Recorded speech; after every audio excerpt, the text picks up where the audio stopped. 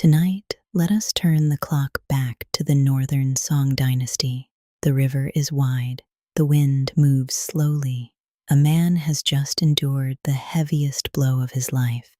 His name is Su Shi, but at this moment he is not yet Dongpo. He has just emerged from the storm of the Crow Terrace poetry case. From the brilliance of the capital, he has been escorted away to Huangzhou. His title has changed. His salary is gone. Friends have grown distant.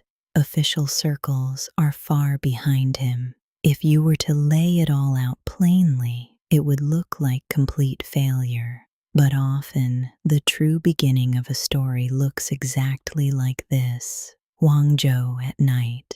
Huangzhou's nights are nothing like the capital's. No brightly lit wine towers, no elegant literary gatherings, only the river wind. He rents a modest room. Inside, a wooden table, a small oil lamp, an old clay pot. That evening, he sits alone at the table. No banquet, no companions, only a little wine. He writes, "The great river flows eastward, sweeping away the heroes of 1,000 ages. Outside, the river surges. Inside, there is quiet." He takes a sip of wine. It is slightly bitter, but it is warm, and that small warmth keeps the cold from reaching the heart. Huangzhou is poor. His stipend is barely enough. He must learn to live on his own. There is a patch of wasteland east of the city. He clears it. He plants beans, vegetables, wheat. The slope lies to the east, and so he gives himself a new name, Dongpo, Eastern Slope. It is a turning point. When a person renames himself, it often means rebirth. In Huangzhou, pork is cheap. The wealthy disdain it. The poor do not know how to cook it. It smells strong. It is fatty. But he does not believe that something inexpensive must be without value. If it is cheap, he thinks, there must be something good hidden within. He experiments. First attempt, the fire is too fierce. It burns. Second, too much water. It turns bland. Third, stirred too often. It falls apart. He does not hurry. He sits by the stove and watches the flame. The fire must not be fierce. The water must not be too much. The meat must not be rushed. Slowly, he learns. It is early autumn. The river wind is cool. At the market, he chooses a slab of pork belly, 3 layers, fat and lean intertwined, skin intact. He cuts it into square blocks, not too small, neat, steady, a little water in the pot, then wine, generous wine. Rice wine carries away the raw scent, a touch of soy sauce, not many spices. The true flavor lives in the meat itself, skin side down, low fire. The flame licks the bottom of the clay pot. The lid is placed on top, and time begins to slow. He sits by the stove. He takes out his brush and writes. Inside the pot, soft bubbling. The meat tightens in water and wine, then slowly relaxes. Fat begins to melt. The broth turns amber. The fragrance rises, not loud, not boastful, just steady, patient. He lifts the lid. Steam embraces his face. The surface of the meat glistens. He presses gently with chopsticks, soft but not broken. In that moment, he smiles, not in pride, in reassurance. He knows this pot has succeeded. As time passes, friends begin to visit, some passing through from afar, some traveling great distances just to see him. One evening, 2 friends push open the door, dusty from travel. "Brother, how have you been?" He laughs. "Poor, perhaps, but I can still stew meat." There are no treasures in the room, only a pot. He begins again. This time, he is practiced. The pork is blanched first to remove impurities, then into the clay pot. Wine, soy, a little sugar, balanced carefully. Not too much sugar, just enough to lift the flavor. Low fire, long simmer. The friends sit at the wooden table. He speaks of the river, of red cliff, of the uncertainty of the world.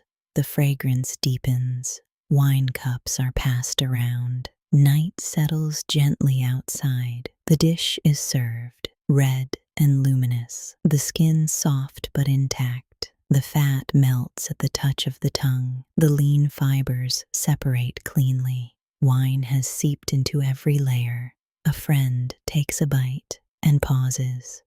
"Brother, have you stewed your life into this?" He smiles, raises his cup. "Life is bitter. It must be simmered slowly." They laugh. Cups collide softly.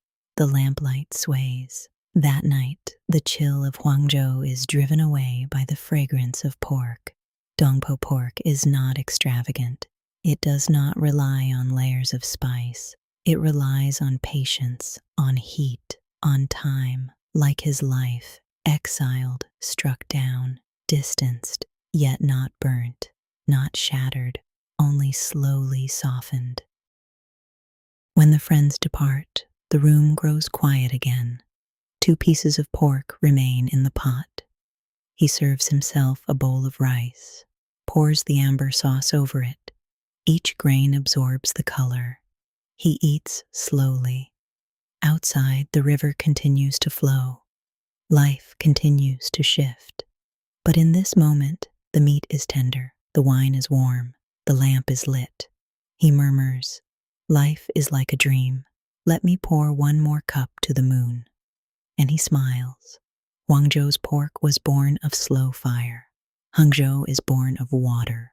When Su Shi is reinstated and returns to Hangzhou, it feels as though the river has washed him anew.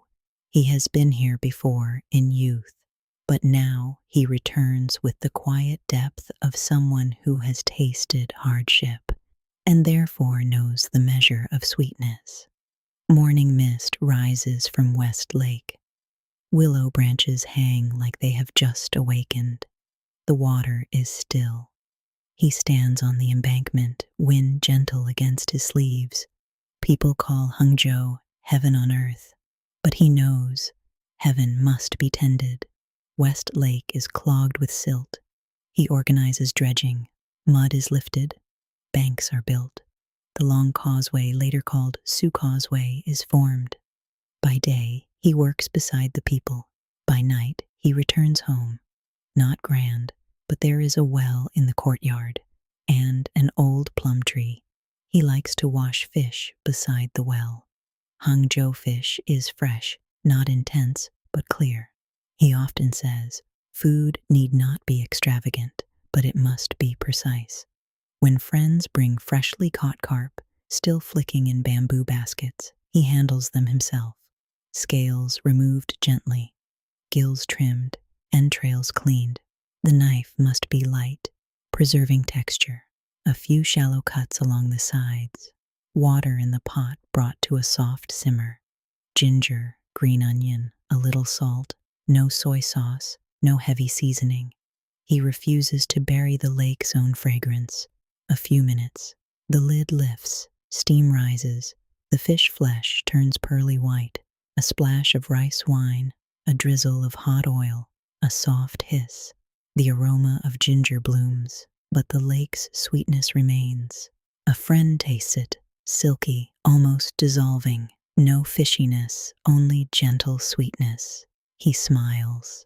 "The freshness of fish," he says softly, "is the taste of water itself."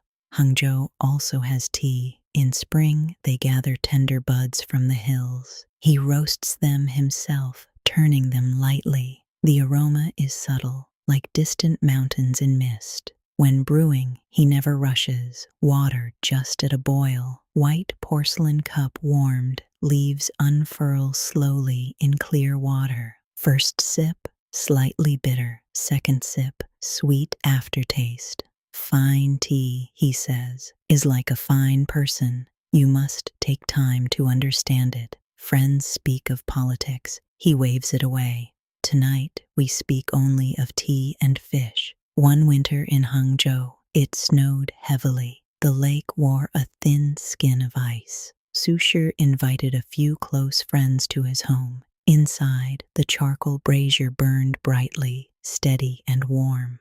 On the table were a few simple dishes: steamed fish, a pot of Dongpo pork, bamboo shoots stir-fried with greens, and a kettle of gently warmed wine. Outside, snow fell without a sound. Inside, everything felt sheltered. Wine was poured into cups. He raised his cup and recited softly, "Wherever life takes us, what is it like? Like a wild goose stepping into snowy mud." A friend asked, "What do you mean by the wild goose?" Su Shi smiled. "The goose lands on snow and leaves its marks," he said. "But when the snow melts, the marks are gone. Life is like that too." After he spoke, he lifted a piece of fish with his chopsticks. The fish was still warm, and in that single tender bite, clean, fresh, lightly sweet, the cold clarity of the snowy night seemed to dissolve. The contrast between pork and fish made the heart feel balanced. Huangzhou's pork was deep and heavy, the taste of slow fire, of endurance. Hangzhou's fish was light and clear, the taste of water, of calm. Two flavors, two stages of life. Su Dongpo was never someone who ate alone. He loved to share. Sometimes he would even bring food to ordinary people himself. One year, after the dredging of West Lake, the townsfolk were full of gratitude. But he did something unexpected. He turned around and treated the workers to meat. "Those who labor deserve to eat," he said. "It's only right." He ordered the kitchen to stew several large pots of pork. The fragrance drifted beyond the gates of his residence. People gathered and sat together in circles, bowls filled with meat, rice piled high. Laughter rose again and again. He sat nearby, watching them eat. There was a smile on his face. Not the smile of an official receiving praise, but the quiet satisfaction of a cook seeing warm food do what warm food is meant to do. West Lake at night was gentler than Huangzhou. He sat alone by the window. Moonlight trembled across the water. Beside his hand was half a cup of tea. On the table remained a few fish bones. And he did not feel lonely, because he understood something simple. Whether you are exiled or employed, whether you are pushed away or called back, you can still stew meat. You can still steam fish. You can still brew tea. Friends can still come. And life, no matter where it places you, can still offer one breath of warmth. Huangzhou was hardship turned fragrant. Hangzhou was elegance, gently unfolding, and Lingnan was heat, humidity, distance. When Su Shi was exiled to Huizhou, many friends believed this time the wind and rain would finally wear him down. In those days, Lingnan was known as a land of miasma. The damp heat was relentless. Mosquitoes came in swarms. Roads turned to mud. To travel from the capital to here was almost the same as being cast to the edge of the world. He was already past 50, weathered by years, exhausted from the journey. And yet, on the very first day he stepped off the boat, he lifted his head and looked at the sky. The blue was fierce and bright, and in the air there was a sweetness he had never smelled before. The market in Lingnan was lively. Bamboo baskets were piled with red fruit. The skins were rough, like tiny lanterns covered in little thorns. The vendor said, "Lychees, just picked from the mountain." He took one, pressed gently with his fingertips. Pop, the shell cracked. Inside was flesh, glossy and pale, like moonlight solidified. He put it into his mouth, a soft bite, and the juice burst forth instantly. Sweet, not the heavy sweetness of sugar, but a clear, clean sweetness, brightened by living fruit acid, awake and fresh. In that moment, he smiled, not because the lychee was merely delicious, but because in a place of exile he had somehow found sweetness. Later he wrote, "If I could eat 300 lychees a day, I would gladly remain in Lingyan forever." Many people read that line and only hear boldness. But place yourself where he stood, past 50, exiled to the south, far from the capital, far from friends. Could you still say, "If I can taste something this sweet every day, I'm willing to stay"?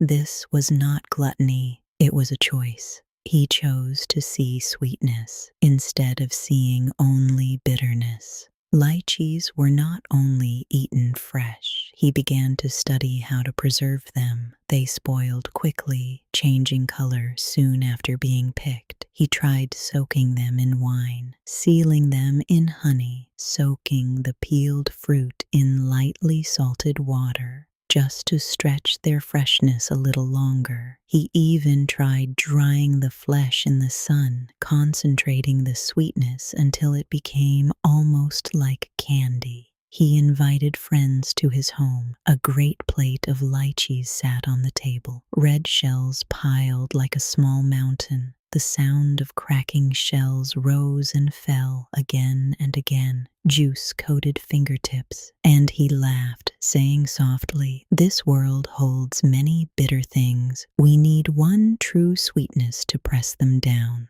Lychees and wine were perfect together. He had a pot of rice wine warmed. The peeled lychee flesh was placed into the cup. A gentle swirl. Fruit fragrance slipped into the wine's breath. The wine became softer. The lychee tasted even sweeter. Friends sipped wine, then ate lychee. A light, hazy warmth spread through the chest. Someone sighed, "Brother, do you truly feel no grievance?" He set down his cup, looked at the scattered red shells. "Grievance, perhaps," he said, "but sweetness is real."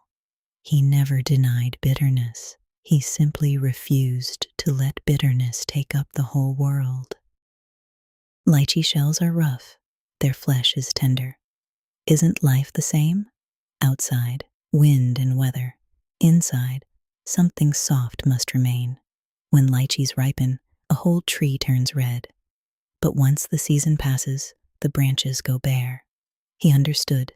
Sweetness is short-lived, so he cherished it. 1 year after lychee season ended, he stood beneath the tree. The branches were empty. For a moment, he felt a small, quiet sadness. Then he smiled again. There will be next year. Life, perhaps, is not certain, but the tree will return. Lingnan nights were heavy with heat. Cicadas sang without pause. He sat in the courtyard, half a plate of lychees on the table. The shells looked red beneath moonlight. He peeled them slowly, ate slowly, no hurry, no greed, just letting sweetness unfold on the tongue, little by little. Far away, the power struggles of the capital. Close at hand, the clear sweetness of lychee. He chose the sweetness. If Huangzhou's pork is slow and Hangzhou's fish is clear, then Lingnan's lychee is sweet. In the farthest place of exile, he learned something. You don't have to wait for life to become perfect. Find one sweet bite, and life will not be entirely bitter. In Lingnan, meat was scarce, but fish was abundant. Sea fish, river fish, shrimp, crab. He learned the local way. Fish must be fresh. Clean it well. No heavy sauces, only ginger, garlic, salt. Sometimes nothing but salted water. He discovered when fish is truly fresh, it doesn't need much. Once he tried making fish soup thickened into a soft broth. Fish meat chopped into paste, a little salt, a little rice flour, beaten until smooth and sticky. Clear broth brought to a gentle boil. The fish paste lowered in carefully.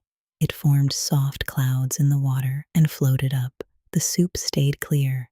He tasted it, silky, so smooth the tongue could barely find texture. That softness made the heart soften too. The climate was hot. Wine did not keep well. He learned to brew a gentle rice wine, sticky rice steamed, spread to cool, sprinkled with yeast cake, sealed away. A few days later, the jar was opened.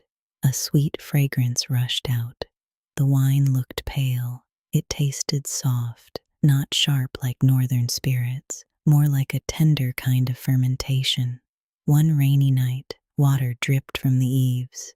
He sat with a few friends, lychees on the table, fish soup, a pot of warmed rice wine. He lifted his cup. Where the heart finds peace, there is home. A friend sighed. Are you truly not suffering? He smiled, cracked open a lychee, and said, sweetness on the tongue, and bitterness naturally steps back. In Lingyan, he even refined his meat again, pork shank with skin, blanched first, then slowly stewed with soy sauce, wine, and a touch of sugar. This time he added local spices, a deeper fragrance than in Huangzhou. The shank cooked until the skin softened and the meat surrendered. With chopsticks, a gentle pull, and the layers separated. Fat turned translucent. He sliced it, shared it with friends. On hot Lingnan nights, the aroma was rich and full. Sweat rose on foreheads, but no one complained, because that heaviness of meat made the heart feel steady. He taught in Huizhou. He lived close to ordinary people. Once, he handed lychees to neighborhood children. Their hands were sticky with juice. Their laughter rang clear.